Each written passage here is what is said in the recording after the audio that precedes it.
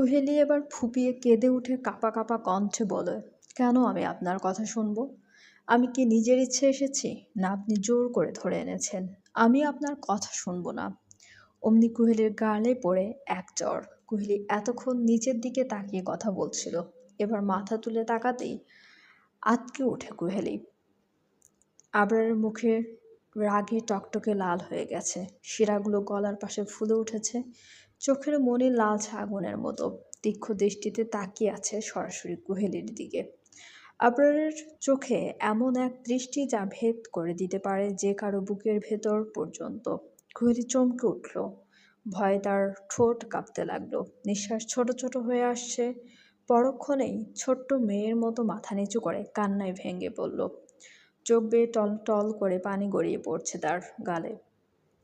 আবরার হঠাৎ এক ধরনের বিরক্তিতে গর্জে উঠল, এই মেয়ে, তোর সমস্যা কি? এভাবে ফেপে ফেপে কাঁদিস কেন? এমন করে আবার থাপ্পড় খেতে ইচ্ছে করছে? তার কণ্ঠে বজ্রপাতের মতো ঝাঁঝ গলা ভারী, তীক্ষ্ণ রাগে কাঁপছে। কুহেলির ছোট্ট শরীরটা যেন এক মুহূর্তে জমে গেল। তার কাঁধ দুটো কেঁপে উঠল, চোখে ভয়ের ছায়া আরও গাঢ় হলো। ঠোঁটের কোণে আটকে থাকা কান্না চেপে রাখতে চাইলেও তা থামল না। কোহলি আর এক ফোঁটা শব্দও করল না, শুধু নিঃশব্দ কান্নায় ভিজে উঠল তার মুখটা। আবরারের বুক ওঠানামা করছে রাগে, কিন্তু তার ভেতরে এক অজানা অস্থিরতাও কাজ করছে। যেন সে নিজেই জানে না কেন এই মেয়েটির প্রতি তার রাগ এত প্রবল। আবার কেনই বা তাকে আঘাত করতে গিয়েও সে থেমে যায়। রুমের নিঃশব্দতা তখনও ছুরি দিয়ে কাটা যায় এমন ভারী। এক পাশে কুহেলির কাদা, অন্য পাশে আবরারের নিঃশ্বাসে মিশে থাকা আগুন, দুজনের মাঝখানে ঝুলে আছে এক অজানা সম্পর্কের সূক্ষ্ম সুতোর মতো কিছু ভয়, কৌতূহল আর একরাশ অদ্ভুত সংযোগ। ঠিক সেই মুহূর্তে দরজার ওপর হঠাৎ টকা পড়ল। আবরারের ভেতরে রাগ যেন আগুনের মতো ছড়িয়ে পড়ল। সে মুখ কেঁপে উঠল, কোল থেকে কুহেলিকে নামিয়ে বেডের উপর বসালো। কুহেলি এখন পুরোপুরি চুপচাপ, চোখে ভয়ের ছায়া, বুক কাঁপছে। আবার দরজার কাছে যেয়ে শক্ত হাতে দরজার দিকে গিয়ে পাসওয়ার্ড দিয়ে দরজা খুলে দেখলো ওপারে দাঁড়িয়ে আছে ফেটিক্স। কি হয়েছে? ডিস্টার্ব করছো কেন? আবরারের কণ্ঠ রাগে কাঁপছে। ফেটিক্স একদম অস্বস্তিতে একটু ধীরে ধীরে বলল, আমতা আমতা করে বলল, পতিতালয় আপনার। আবরারের চোখে আগুন। সে হঠাৎ হাত উঁচু করে ফেটিক্সকে থামিয়ে দিল। শব্দটাও কেটে গেল। ওই মহিলা কি আবার ঝামেলা করেছে? আবরারের কণ্ঠে এতটুকু ক্ষোভ যা শোনার সঙ্গে সঙ্গে রুমের বাতাস ভারী হয়ে গেল। ফেটিক্স মাথা নেড়ে হালকাভাবে সম্মতি জানালো। আবরারের চোখে ঝাপসা রাগ আর বিরক্তি মিশে আছে। সে ধীরে তবে স্থিরভাবে কুহেলির দিকে ফিরে তাকালো। কুহেলি এখনও বেডে বসে ছোট ছোট নিঃশ্বাস নিচ্ছে, ভয়ে দেহ কাঁপছে। তারপর আবরার ফেটিক্সের দিকে তাকালো। ওর মুখে তখনও সেই কঠিন, নিয়ন্ত্রণহীন রাগের ছায়া। কয়েক সেকেন্ড নীরব থাকার পর সে গম্ভীর গলায় বলল, তুমি যাও, গাড়িটা বের করো, আমি আসছি। ফেটিক্স নিচু মাথায় সম্মতি জানিয়ে দ্রুত সরে গেল। সাথে সাথেই আবরার দরজাখানা বন্ধ করে দিল, আর রুম জুড়ে আবার নেমে এলো নিঃশব্দতা। আবরার ধীরে ধীরে ফিরে দাঁড়ালো। তার চোখের লালচে আগুন এখনো নিভে যায়নি। সে কুহেলির দিকে এগিয়ে গেল, ধীর, স্থির কিন্তু ভয়ানক দীর্ঘ পদক্ষেপে। কুহেলি বেডের কিনারায় বসেছিল, নিঃশ্বাস গলায় আটকে আছে, চোখে অদ্ভুত ভয় আর কৌতূহলের মিশ্রণ। হঠাৎ আবরার এক টানে তাকে দাঁড় করিয়ে নিল। শব্দটা বেরোতেই পারল না কুহেলির মুখ থেকে। এক মুহূর্তে আবরার শক্ত বাহু তার কোমর জড়িয়ে দিল, এতটাই শক্ত করে যেন পৃথিবীর কোনো শক্তিও তাকে আর আলাদা করতে পারবে না। তাদের মাঝে কোনো দূরত্ব নেই, এক নিঃশ্বাসের ফাঁকও নয়।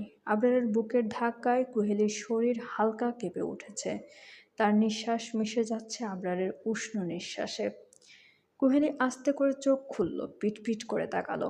আবরারের দিকে ভয়, বিভ্রান্তি আর এক অজানা অনুভূতির ঢেউ একসাথে তার চোখে। আবরারের চোখের দৃষ্টি তখন এমন যেন আগুনের ভেতরে পানি ফেলা হয়েছে, দাও দাও করে জ্বলছে, কিন্তু কোথাও একটা নরম ছায়া লুকিয়ে আছে। রুম জুড়ে তখন শুধু তাদের নিঃশ্বাসের শব্দ। আর জানালার বাইরে জঙ্গলের হালকা হাওয়ার শো শো শব্দ, যেন প্রকৃতিও বুঝে গেছে এখন এই মুহূর্তে কিছু একটা বদলে যেতে চলেছে।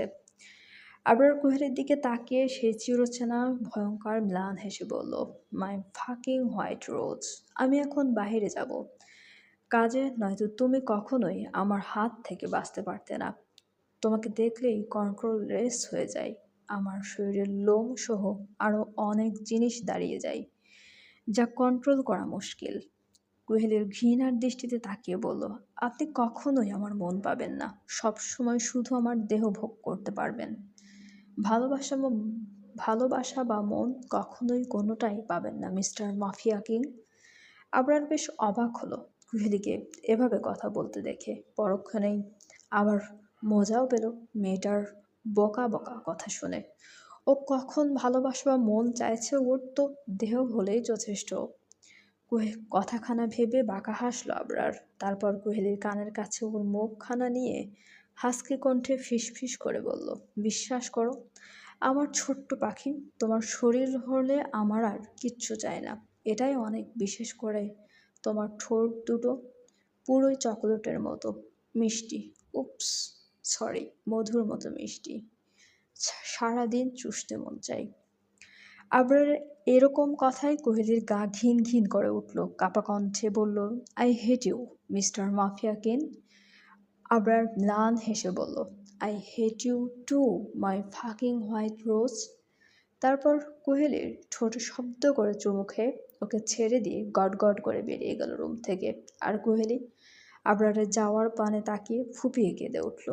কিভাবে বের হবে এই নরক থেকে, কিভাবে কি করবে ওর মাথায় কিচ্ছু আসছে না। নিচে আসতেই গাড়ির দরজা খুলে দিল একজন বডিগার্ড। আবরার ঢুকে পড়ল গাড়ির ভেতরে। ফেটিক্স সামনের সিটে ধীর গতিতে বসল, কিন্তু তার চোখ বারবার আবরারের দিকে ফিরছে, যেন কোনো অদৃশ্য বিপদ খুঁজছে। গাড়ির ইঞ্জিনের আওয়াজ দিয়ে গাড়ি চলতে শুরু করলো। রাস্তার অন্ধকার এবং জঙ্গলের ছায়া মিশে গেছে, কিন্তু গাড়ির ভেতর এক অদ্ভুত নীরবতা। কেউ কিছু বলছে না, কারো মুখে কোনো শব্দ নেই, শুধু নিঃশ্বাস আর দম বন্ধ করা চুপচাপ।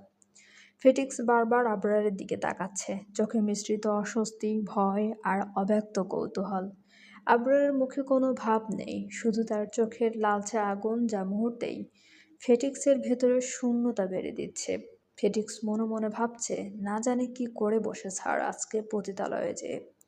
কিছু বলার সাহস পায় না। ফেটিক্স যদি আবরার রেগে যায়, কুড়াল দিয়ে ওকে দুই টুকরো করে ফেলে, তখন জীবন উপভোগ করার আগেই ওকে উপরে পাঠিয়ে দিবে। তার থেকে ভালো আবরার যা করছে তা করুক, ও দেখেও না দেখার ভান করবে।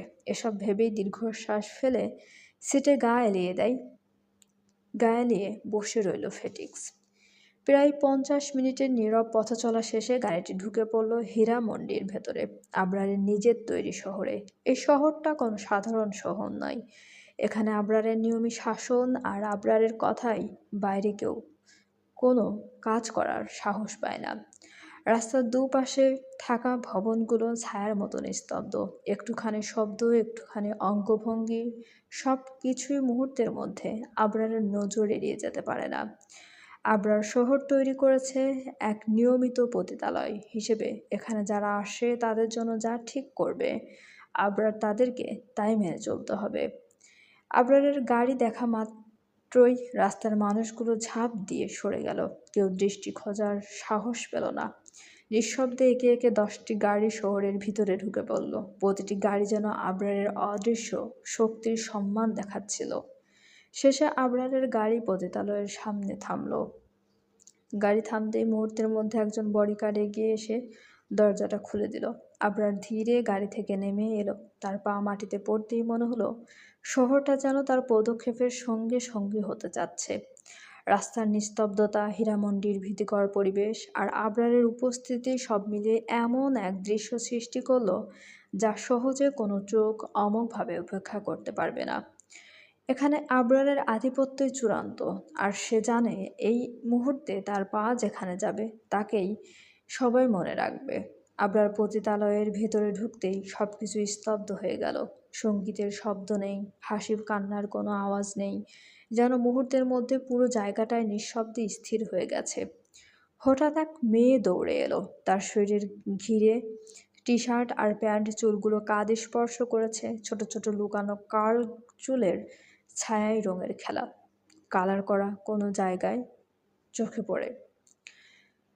মেয়েটি আবরারের দিকে তাকিয়ে বলল, তুমি এসেছো? দেখো, ওই মহিলাকে চিৎকার করছে, তাই আমি ওকে উপরের রুমে নিয়ে আটকে রেখেছি, যাতে চিৎকার করলেও কেউ শুনতে না পায়। আবরারের কণ্ঠ তখনও গম্ভীর কণ্ঠে বলল, সীসা, তোমরা এতগুলো মানুষ তবু ওই মহিলাকে কন্ট্রোল করতে পারো না? তার চোখে রাগ, যা নিয়ন্ত্রণহীনতা, এক অদ্ভুত উত্তেজনা তৈরি করলো। সীসা ধীরে ধীরে নিচু কণ্ঠে বলল, আমরা সবাই যথেষ্ট চেষ্টা করেছি আবরার, কিন্তু উনি শুধু তোমার কথাই বলছে। তোমার সাথে কথা বলবে, তোমার সাথে দেখা করবে, এসব বলছে আর চিৎকার করছে। আবরার কোনো শব্দ না করে সোজা দাঁড়িয়ে রইল। তারপর এক মুহূর্তে নিস্তব্ধতার পর আবরার গট গট করে সিঁড়ি বেয়ে উপরের তলায় উঠে যেতে লাগলো। পেছনের সীসা যেতে চাইল, কিন্তু ফেটিক্স থামিয়ে বলল, তুমি যে জানো তো স্যার ওনার সঙ্গে একা কথা বলতে পছন্দ করে, তবুও কেন পিছনে যাচ্ছ? সীসা হঠাৎ থেমে গেল। তার মনে এক অদ্ভুত ভীতি এবং সম্মান মিশ্রিত অনুভূতি ঘিরে ধরল। সাধারণত আবরার সীসার সঙ্গে সবসময় কঠোর আর খারাপ ব্যবহার করে থাকে, ইভেন সবার সঙ্গে, এবং কিন্তু আজ কেবল তার গম্ভীর কণ্ঠ এবং দীর্ঘ উপস্থিতি সীসার মনে এক অদ্ভুত প্রভাব ফেলেছে।